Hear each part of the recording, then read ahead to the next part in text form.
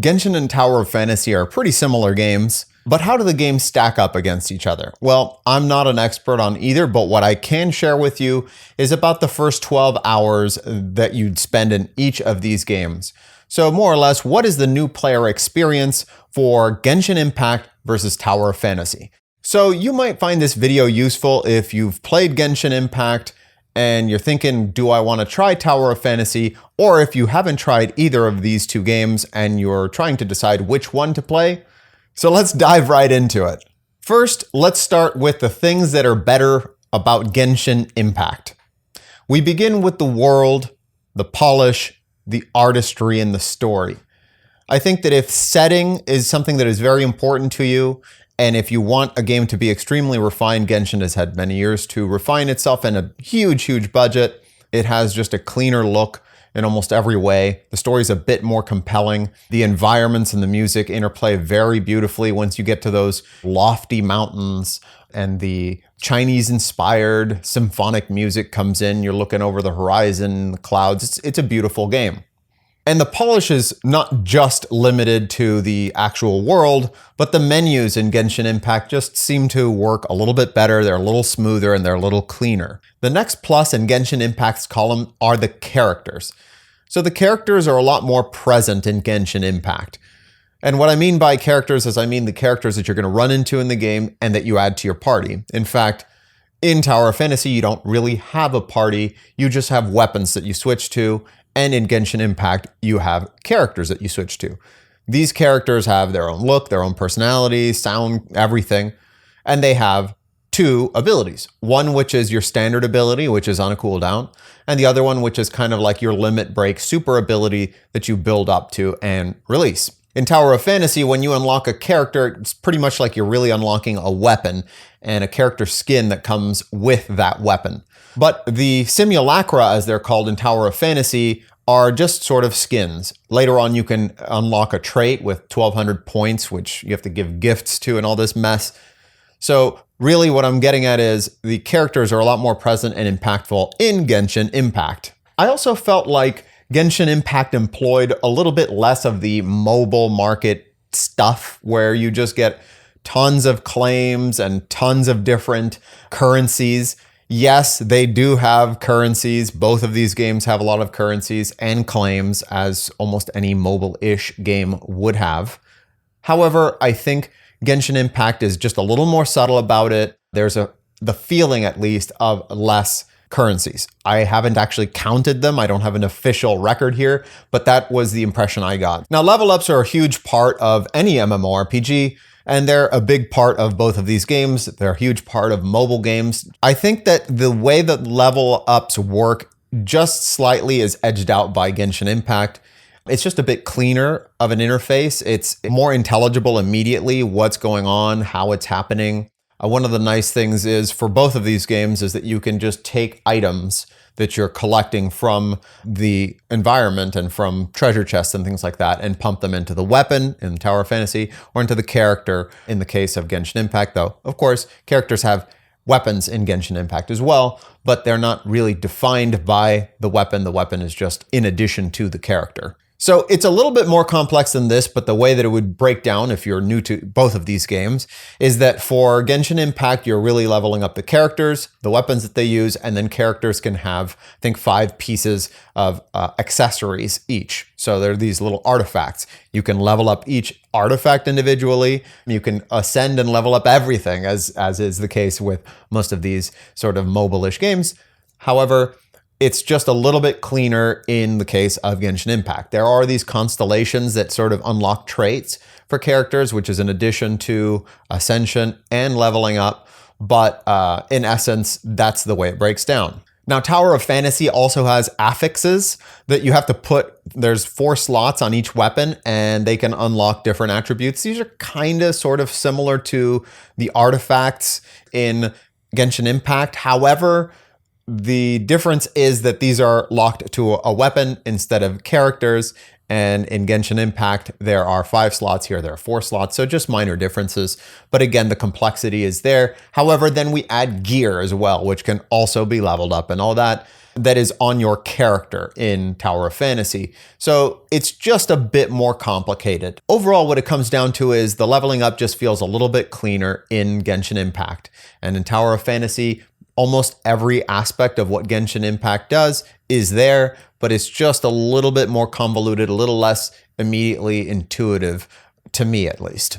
Next comes the gathering rate. So you've got to gather potatoes and you got to gather wheat and mints and all kinds of things. And that's something that's basically omnipresent in many, many games. You can argue that Genshin Impact took it from Breath of the Wild. Breath of the Wild took it from other games before it. So the point being that Genshin Impact is very similar to the rate and the density of collection to something like Breath of the Wild. Genshin Impact is a little higher. However, Tower of Fantasy goes even higher than that. And so while you might look at that as a good thing, and if you really like, pressing F or whatever your key is to collect stuff, go for it. But I would say that in the case of Tower of Fantasy, it just felt a little oversaturated. I got tired of having to pick so many things up, and you kind of don't want to leave things behind.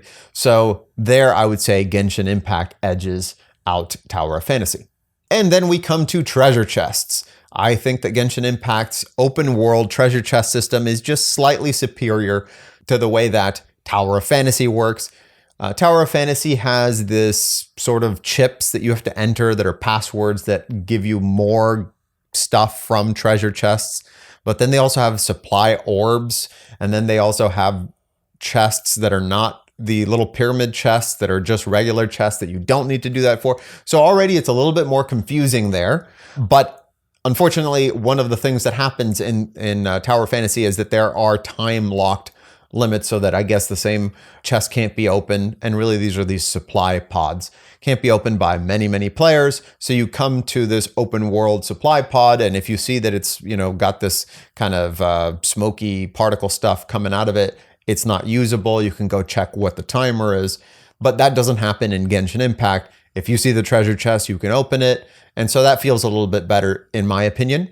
But that comes because Tower of Fantasy is pushing a little bit more towards the MMO direction, which we're going to get into next. But one more brief thing that I'll mention, and I will edge it towards Tower of Fantasy in this case, is that when you open a treasure chest, you don't have to spam the collect key. It just automatically collects. So that's just a little convenience factor, not a big deal. Still, overall, treasure chests in the world, I'd have to give it to Genshin Impact. So now let's talk about how Tower of Fantasy is better than Genshin Impact. First off comes the movement. In Genshin Impact, there are no mounts that I'm aware of, or at least I haven't gotten any. Whereas in Tower of Fantasy, it is all about movement. There's a lot of different vehicles to unlock. They're called relics. And you have these 3 dashes that you can do, and you have a double jump, and you can jetpack around. Yes, even though both of them have the Breath of the Wild glider sort of mechanic, I definitely give the strong edge here to Tower of Fantasy for movement. It's a lot more actiony, and the platforming is a little bit less frustrating because of it. Next, we come to gameplay. If you're looking for something simple, and if you're only on the phone, maybe Genshin Impact would maybe be better. I'm playing now on PC here, so I have played Genshin Impact on the phone. I've not played Tower of Fantasy on the phone. I'm playing both of these on PC, so I'm talking about the gameplay as I've experienced it on the actual computer with a mouse and keyboard. So for that, I definitely have to give the edge to Tower of Fantasy. There's a lot more different types of attacks. All of them have the sort of click, click, click. You're going to do a combo and it's kind of cool, sort of mindless smashing around. But the way that the jump attacks work and the charge attacks work and everything, it's just a little bit more nuanced in the case of Tower of Fantasy. Again, if you prefer something more simplistic, Genshin Impact might be for you. But the place where I think Tower of Fantasy is objectively better is in the first-person shooter sort of elements. So the headshots, you get a nice indicator that you got a headshot. You knock them down, as you do as well in Genshin Impact, but it just feels beefier. There's a better sort of responsiveness to it. The aiming feels better. It's snappier. And they give you, I think, a little bit more credit so you can get the headshot even if maybe it was not exactly a headshot. There's also, of course, time dodges. So that's one major difference and departure point for the two games is that when you do this timed perfect dodge in Tower of Fantasy and you can see the sort of little red flash come across the enemy's eyes, that's when you dodge. And if you dodge correctly, you slow down time in a sort of sphere. This works in multiplayer as well. And this whole area is in kind of a slowdown. Sometimes that doesn't work that well if you're dodging something from afar and the enemy's outside of that orb. But it also unlocks your weapon's super ability. It's sort of discharge. And so that's also really nice, the way that you're going to switch between weapons and discharge them there. It's, I think, just a better feeling version of having to look at whose abilities are ready, switching to them and using them as you would in Genshin Impact. And I'm talking about the different characters. Here, once the weapons are charged, it doesn't matter which one you want to switch to. You can switch to it and use that weapon's discharge ability. The eating is also a little bit better. The way that food works in Genshin Impact is a little bit more towards the Breath of the Wild. It feels a little bit cheaper in the sense that if you have like a backpack full of food, it feels like you can just keep eating. And yes, you can eat so much that you can't eat anymore. And that's kind of the way that they handled that. But the way that it works in Tower of Fantasy is that you have sort of a quick use food item that is your instant heal. It takes a little bit of time to eat it. It feels a little bit more actiony. There's a cooldown on it. And I just like that system a little bit better. Again, that one probably is subjective. So aside from the combat being a little bit more complicated in Tower of Fantasy, it's also a bit noisier. And here I'm going to have to say possibly Genshin Impact is a bit superior, but it's a pretty close call. It depends on who you're using, but I feel like the arrow rains. I got this guy that has the scythe that's just, flying around doing all these crazy attacks. It gets hard to see which enemy is about to attack you, so that you can do the perfect dodge, which is a pretty important factor. So the noisiness is a little bit high in Tower of Fantasy, and I can only imagine that if you were going to play this on any sort of smaller screen, it'd be even tougher. Okay, so now we get into a few other things. I personally like story in my games, but sometimes, especially when I'm on a side quest or something, I would just like to cut to the chase, So one of the things that I appreciated about Tower of Fantasy is that it does have a skip feature. Once you've clicked through a couple of dialogues, typically you can skip and just get straight to the questing or fighting or whatever it might be.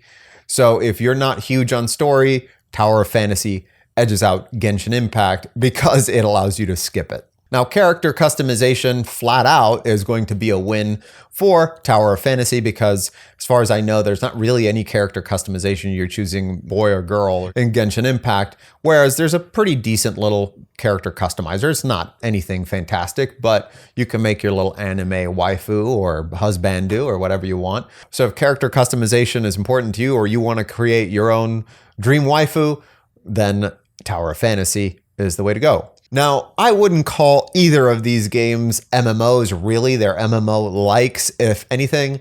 I will point you to another video I made down in the description below where I try to define what an MMO is to me. But if you're looking for something a little bit more towards the MMO side, Tower of Fantasy at least does have people in the world. As I said, that has some negative interactions because they can come and take your treasure chest and then you have to wait. But you'll see people walking around and you can join crews, which are sort of like guilds, and you donate to them and there are special quests for them and everything. So there's a bit more community there. And there are world bosses just running around. I saw people fighting a world boss. I jumped in, got involved, got some loot. So the world is a little bit more lived in and a little bit more towards an MMORPG. Now we go to facets of the game that are a bit more of a toss-up. Now, both of these games have these sort of mini games that you have to do out in the world to get little rewards, whether they be another pull on the gachapons or whether they be treasure chests or whatever it might be. I think that both of them have some interesting mini games. I would say that there's a greater density of these in Tower of Fantasy, but Genshin Impact feels a little bit more substantial in their mini games. It's not just like grab this orb and throw it into this plant or shoot the dandelions or something. There's a little bit more substance to it, though they can get a little bit repetitive. So here it's a bit of a toss-up for me, but If you like something a little bit more substantial, a little bit more towards Breath of the Wild, again, Genshin Impact is going to be the way to go. And if you just want to be able to kind of find these things out in the wild, complete a small task for them, and get your rewards on a more constant drip, Tower of Fantasy is the way to go. Then cooking is an element in both of these games. Now, I normally don't care too much for cooking, but I'll just briefly mention that Genshin Impact, once again, feels a little bit cleaner. However, there are some complexities that it adds. For instance, you have to sometimes process ingredients, which takes time. And this is kind of moving back towards the sort of mobile timer thing where I'd set something to go for like 30 minutes and then have to come back and check it or whatever. Works great on a phone, not so great on a PC in my opinion. But it also has this sort of crack the safe little timer thing where you just have to time it just right and press a button. Once you've done that enough times, then you can auto cook the recipe. It also has a factor where you can equip the right character to do this, to complete the cooking, to have a chance to double cook or whatever. So it has a little bit of complexity, but it's not a big deal. And it's just a little bit cleaner presentation. But Tower of Fantasy does have a sort of experimentation mode. So if that's something that excites you, trying to discover new recipes in that way, and of course you can probably look them up, but if you wanted to just test things out, then Tower of Fantasy has that element going for it. Now come the dungeons, and I think that the dungeons in Genshin Impact typically feel a little bit quicker, more concise, more focused, whereas the dungeons in Tower of Fantasy feel a little bit more substantial. They're meatier and they're more challenging typically. Again, what it comes down to is if you're looking for something a little bit more challenging in the new player experience, some of these fights you'll actually have to try, then Tower of Fantasy has that edge. But if you're looking for something that's just a little bit more concise and polished, perhaps Genshin Impact has that edge. And then we come to the gachapon elements. Now, I haven't paid a cent for either of these games yet. I probably will end up just, if nothing else, donating a little bit of money simply because I've played them now so much. But I have one of what the high-end thing is 5-star character from Genshin Impact, and I have 2 of the SSRs from Tower of Fantasy. So Tower of Fantasy has maybe been a slight bit more generous with the things that you get as a free player, but not by much. Genshin Impact, I've got a pretty deep roster now with good weapons and all that. So I feel like both of these are pretty much on par. The presentation of the gacha in Tower of Fantasy is just slightly better. It's just more cinematic, I think. But that gets old pretty quick and you'll be skipping. So I don't know if that really matters. Now for final recommendations. I would say if you're looking for something a little bit more refined, if you're looking for fantasy, if you prefer the single player experience with just a little touch of multiplayer when you want it, if you want something closer to Breath of the Wild, and really if you want something that's just a slight bit more casual in gameplay, Genshin Impact is the one to go with. Now, if you're looking for something that's a little bit more actiony, has better combat, is a bit more challenging, a little bit more towards MMO, and you're looking for a sci-fi anime style, Tower of Fantasy is going to be the way to go. But that is my opinion. You let me know what you think in the comments below. And please like and subscribe if you want to hear some more MMO and indie game content. Stay tuned and I'll see you next time.